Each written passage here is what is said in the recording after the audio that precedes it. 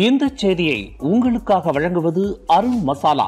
1983 ஆண்டிலிருந்து தரத்துடன் தன்மை மாறாத அறுசுவை சமையலுக்கான அருண் மசாலா.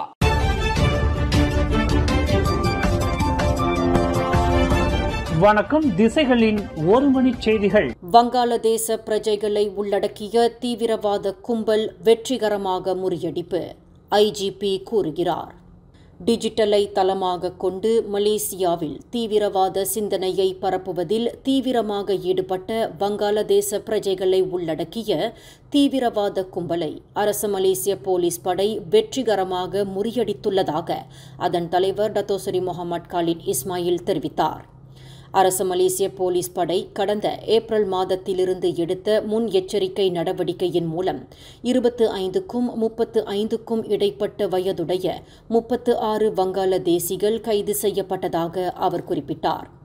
புகிட் அமான் போலீஸ் தலைமையகத்தின் பயங்கரவாத துடைத்தொழிப்பு சிறப்பு படையின் மூலம் ஸ்லாங்கூர் மற்றும் ஜொஹூரில் மேற்கொள்ளப்பட்ட சோதனை நடவடிக்கையில் இந்த 36 பேரும் கைது செய்யப்பட்டதாக ஐஜிபி தெரிவித்தார்.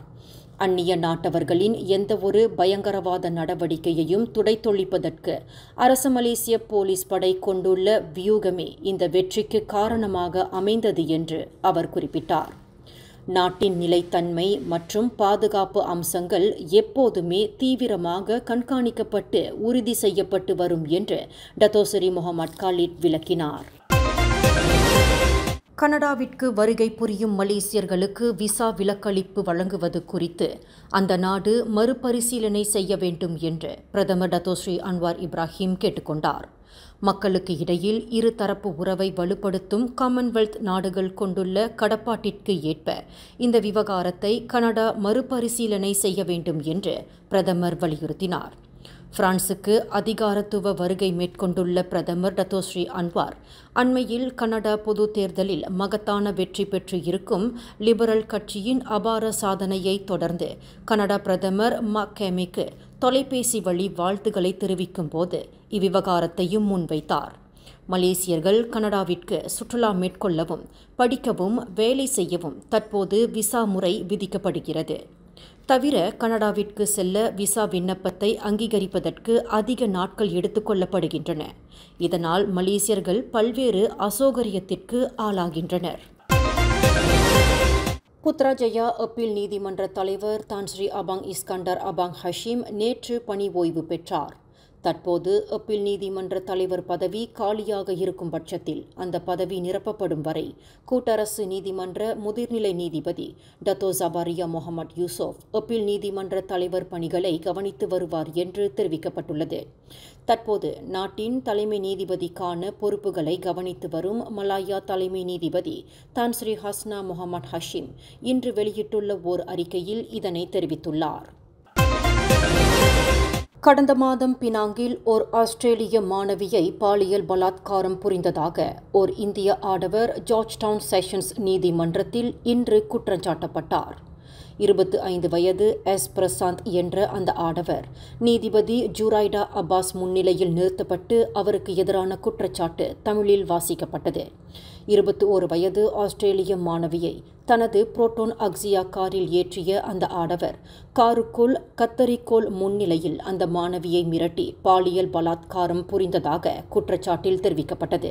அந்த ஆடவர் கடந்த ஜூன் 28ஆம் தேதி அதிகாலை 5:20 மணியளவில் பினாங்கு திமுர்லாவுட் மாவட்டம் ஹாங்செங் எஸ்டேட் மான் எர்ஸ்கின் என்ற தோட்டத்தில் ஒரு சீன இடுகாடு அருகில் இக்குற்றத்தை புரிந்ததாக நீதிமன்றத்தில் தெரிவிக்கப்பட்டது.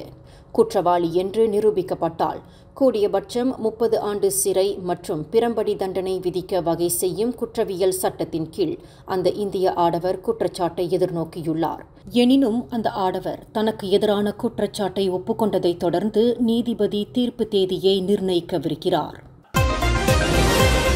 கார் ஒன்று வேக கட்டுப்பாட்டை இழந்து சாலையை விட்டு விலகி மின்சார தூணில் மோதி தடம் புரண்டதில் ஆடவர் ஒருவர் மரணமுற்றார். இந்த சம்பவம் நேற்று காலை 7 மணியளவில் கிளாந்தான் பசேர் புத்தே அருகில் செராங் ருக்கு தேசிய இடைநிலைப் பள்ளி அருகில் ஜலான் செராங் ருக்கு தெலாகா பாப்பான் 2வது கிலோமீட்டரில் நிகழ்ந்தது.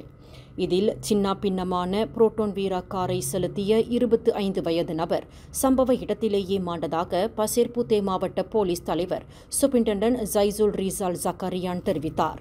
அந்த நபர் தலாகா பாப்பானிலிருந்து செராங் ருக்கூனை நோக்கி சென்று கொண்டிருந்த போது இந்த விபத்து நிகழ்ந்தது. காரின் இடிபாடுகளுக்கு இடையில் சிக்கிய நபரின் உடலை மீட்பதற்கு தீயணைப்பு மீட்பு படையினரின் உதவியை போலீசார் நாடியதாக அவர் குறிப்பிட்டார். விபத்திற்கான உண்மையான காரணம் ஆராயப்பட்டு வருவதாக அவர் மேலும் கூறினார். இன்று காலையில் கோலாலம்பூர் மாநகரில் LRT ரயில் சேவைகள் வழக்கம் போல் செயல்பட்டு கொண்டு இருந்த வேளையில் ஆடவர் ஒருவர் திடீரென்று தண்டவாள பாதைக்குள் அத்துமீறி நுழைந்தது பெரும் பரபரப்பை ஏற்படுத்தியது. கிளானாஜயாவிற்கும் சுபாங் ஆலாமிற்கும் இடையில் நிகழ்ந்த இந்த சம்பவத்தினால் ரயில் கட்டுப்பாட்டு மையத்திலிருந்து கணினி வழி ரயில் இயக்கத்தை கவனித்துவிட்ட ஆபரேட்டர்கள் அதிர்ச்சிக்குள்ளாகினர். அடுத்த சில நிமிடங்களிலேயே தண்டவாள பாதையிலிருந்து அந்த ஆடவரை வெளியேற்றும் பணி துரித வேகத்தில் மேற்கொள்ளப்பட்டதாக LRT ரயில் சேவையை வழிநடத்தி வரும் ரேபிட் ரயில் ஸ்ரீராம்புரஹாட் நிறுவனம் இன்று வெளியிட்ட ஓர் அறிக்கையில் தெரிவித்துள்ளது. அதற்கு முன்னதாக புத்ரா ஹைட்ஸிலிருந்து ஆலாம் மேகா ரயில் நிலையத்திற்கு புறப்படவிருந்த LRT ரயில் நிறுத்தப்பட்டு புத்ரா ஹைட்ஸ் நிலையத்திற்கே திருப்பிவிடப்பட்டது. இதேபோன்று கோம்பாக் ரயில் நிலையத்திலிருந்து ஆலாம் மேகாவிற்கு புறப்படவிருந்த ரயில் கோம்பாக் நிலையத்திற்கு திருப்பிவிடப்பட்டது என்று அந்த ரயில் நிறுவனம் தெரிவித்துள்ளது. லாஜிஸ்டிக் மற்றும் பொருட்கள் பட்டுவாடா சேவையில் ஈடுபட்டு வரும் போக்குவரத்து நிறுவனம் ஒன்றுக்கு சொந்தமான 1,50,000 ரிங்கிட்டை நம்பிக்கை மோசடி செய்ததாக அந்நிறுவனத்தின் பெண் இயக்குனர் ஒருவர் ஜோஹர் பாரு செஷன்ஸ் நீதிமன்றத்தில் இன்று குற்றஞ்சாட்டப்பட்டார். 41 வயது சஹேலா அப்துல் ரஹீம் என்ற அந்த பெண் இயக்குனர் நீதிபதி டத்து அஹ்மத் கமால் அரிஃபின் முன்னிலையில் நிறுத்தப்பட்டு குற்றச்சாட்டு வாசிக்கப்பட்டது. ஜோஹர் பாரு தமாண்டாயாவில் உள்ள சாலை போக்குவரத்து இலாக்காவின் அலுவலகத்திற்கு நிறுவனத்திற்கு சொந்தமான 1,50,000 ரிங்கிட் பெறுமானம் உள்ள 3 லாரிகள் பயன்பாட்டிலிருந்து அகற்றப்படுவதற்கு நேர்மை தவறி நடந்துள்ளார் என்று அவருக்கு எதிராக குற்றச்சாட்டு கொண்டுவரப்பட்டுள்ளது.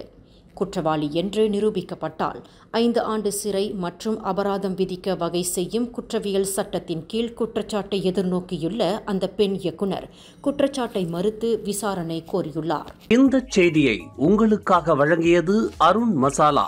1983ஆம் ஆண்டிலிருந்து தரத்துடன் தன்மை மாறாத அறுசுவை சமையலுக்கு அருண் மசாலா. மேலும் செய்திகளை தெரிந்து கொள்ள கீழே இருக்கும் பெல் பட்டனை அழுத்துங்கள். உங்கள் மகிழ்ச்சியை வெளிப்படுத்த லைக் மற்றும் ஷேர் செய்யுங்கள். தொடர்ந்து திசைகளோடு இணைந்திருக்க சப்ஸ்கிரைப் செய்யுங்கள்.